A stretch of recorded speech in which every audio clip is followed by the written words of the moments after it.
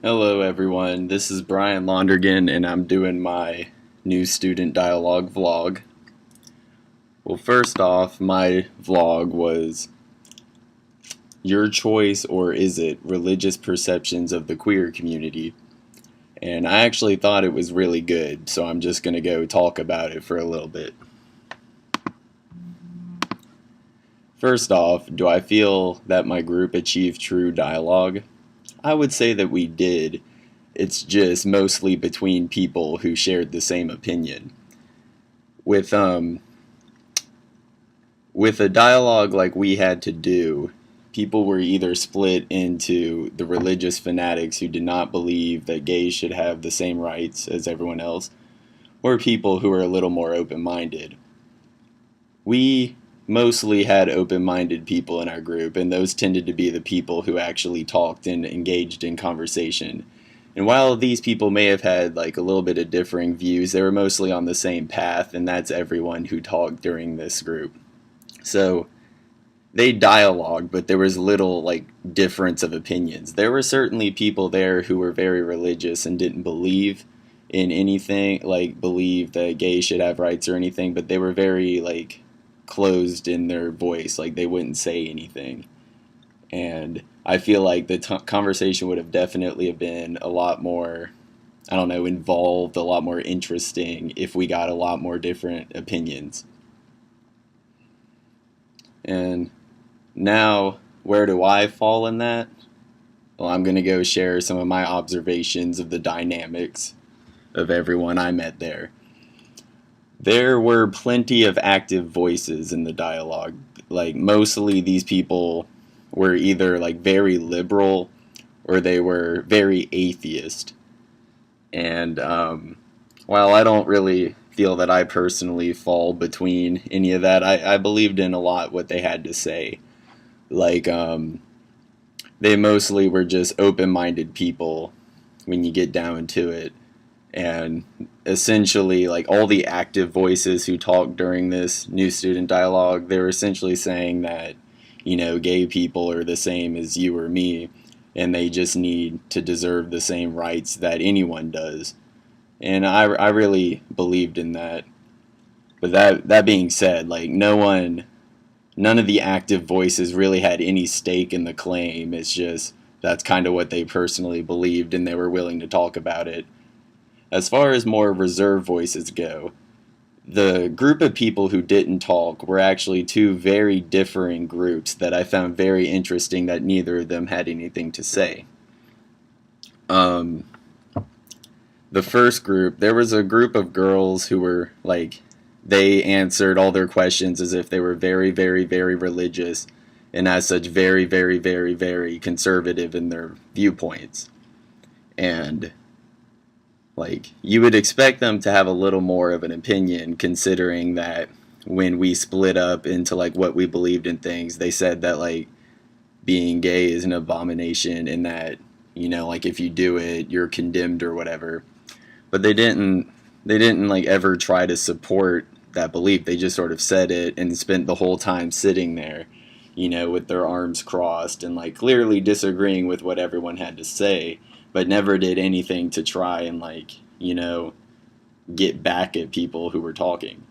So I would be a little more interested to hear what they had to say, because personally I don't really agree that like gay people are condemned to anything like more than anyone else would be. So like I would be interested to see like why they're led down that path, what they think and how they would get that viewpoint. Now the other group of reserved people who didn't talk were surprisingly the gay people themselves.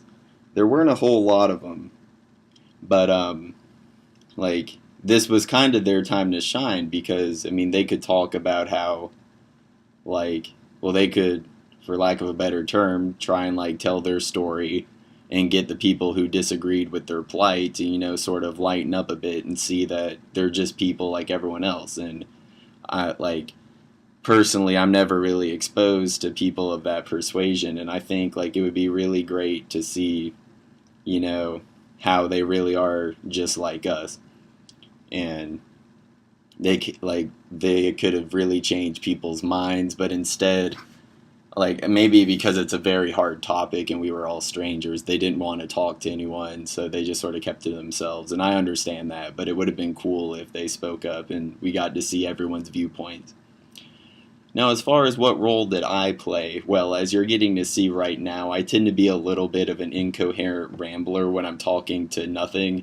And as far as I'm concerned, strangers fall into the role of nothing because I never really know what to say to them.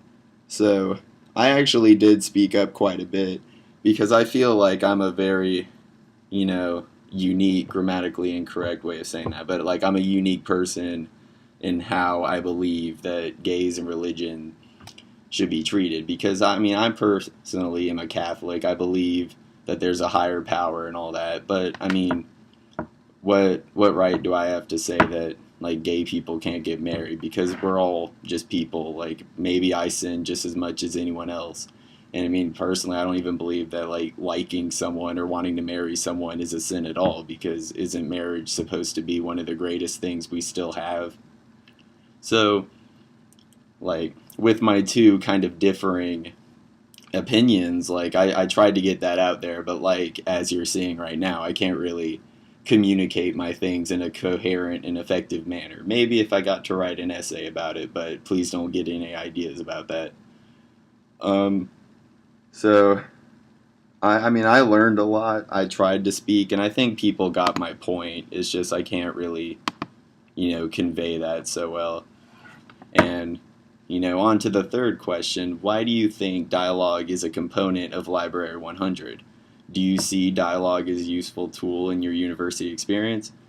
I mean, I haven't dialogued outside of this new student dialogue, but it was certainly something I had never done before. So, as far as Library 100 being like a way to thrust you into new situations that you haven't done yet, this was certainly the most awkward of them all. I mean, like right now I'm doing a vlog and that's something I've never done before. So, like you're really getting me to do things I've never done before. So, congratulations on that. And question number 4, please share any additional thoughts or observations as you see fit. I don't know. I mean, you got me to do the vlog and that's all. I mean, I have nothing else to say. I'm just sort of rambling at this point. I'm over 5 minutes. I appreciate you getting me to go out of my comfort zone and do things like this. Um, there's nothing I can say because as far as the dialogue itself was run, it's a dialogue. It depends on what people do, and people are variables. So, congratulations. Hope nobody watches this. Please grade it as you see fit. Thank you. Bye bye.